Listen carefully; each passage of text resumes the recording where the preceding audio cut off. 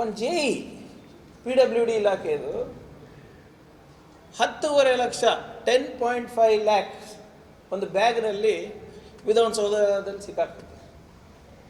ಒಬ್ಬ JEಗೆ ಇಷ್ಟು ರೊಕ್ಕ ಎಲ್ಲಿಂದ ಬಂತು, ಇಷ್ಟು ದುಡ್ಡು ಎಲ್ಲಿಂದ ಬಂತು? ಹೇಗೆ ರಾಜಾರೋಷವಾಗಿ ಧೈರ್ಯದಿಂದ ವಿಧಾನಸೌಧ ಒಳಗಡೆ ತಗೊಂಡು ಹೋಗ್ತಾ ಇದ್ದಾರೆ?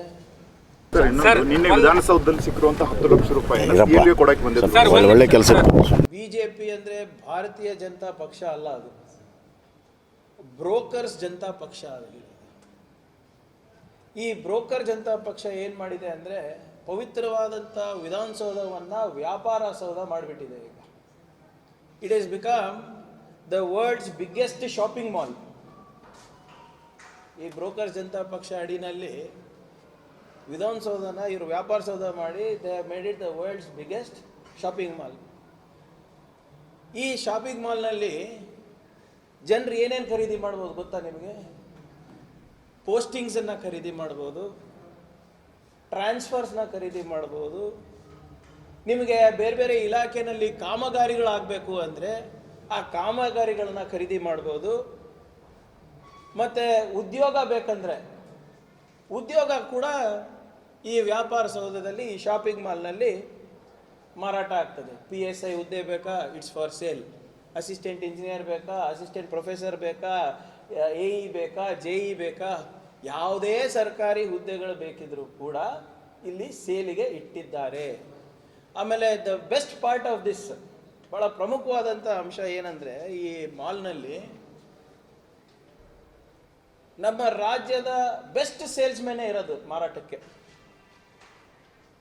ಯಾರು ಈ ಸೇಲ್ಸ್ಮೆನ್ನು ಅಂದರೆ ಟಾಪ್ ಅಫಿಷಿಯಲ್ಸ್, ಉನ್ನತ ಮಟ್ಟದ ಅಧಿಕಾರಿಗಳು, ಮಂತ್ರಿಗಳು, MLAಗಳು, ಬ್ರೋಕರ್ ಜನತಾ ಪಕ್ಷದ ಸದಸ್ಯರು. Government work is God's work, is what is written on the walls of Vidhan Soudha. But what is happening in Vidhan Soudha? Vidhan Soudha has become a mall, and all the rooms in the Vidhan Soudha has become shops. You have seen few years ago about 2.5 crores cash was taken by an advocate ostensibly to give to a minister. But now on 5/1/2023, a junior engineer from Mandya comes with the 10.5 lakh cash, and he was not stopped by anybody. But when he entered Vidhan Soudha West Gate, police started checking him, and he was showing to the police, see, this is the cash, 10.5 lakhs, and I want to give to a minister in 3rd floor.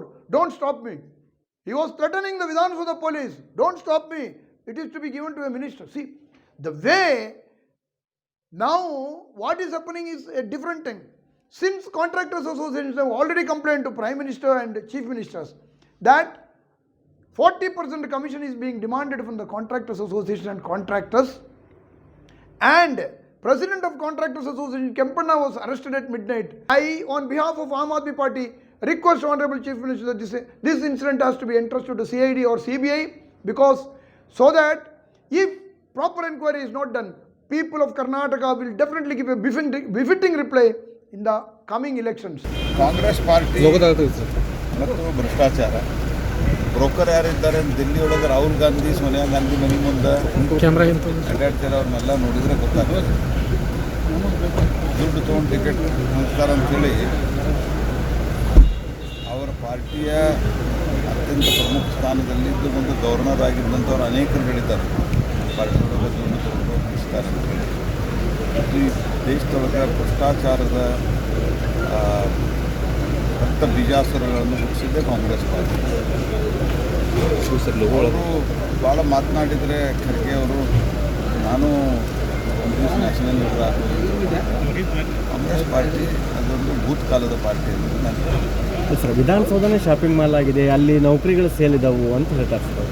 ಇಲ್ಲ, ಹೇಳಿದ್ದಲ್ಲ ಅವ್ರಿಗೆ ಈ ರೀತಿ ಯಾವುದೇ ರೀತಿಯಾದಂಥ ಆಧಾರರಹಿತವಾದಂಥ ಆರೋಪ ಮಾಡೋದು ಕಾಂಗ್ರೆಸ್ ಪಾರ್ಟಿಯವರಿಗೆ ಒಂದು ಅಭ್ಯಾಸ ಆಗಿದೆ. ಮತ್ತು ಈ ದೇಶದೊಳಗೆ ಭ್ರಷ್ಟಾಚಾರ ದೇಶ ಇರ್ಬೋದು, ರಾಜ್ಯ ಇರ್ಬೋದು, ಶುರುವಾಗಿದ್ದೇ ಕಾಂಗ್ರೆಸ್ ಪಾರ್ಟಿಯ ಕಾಲದಲ್ಲಿ. ಅದು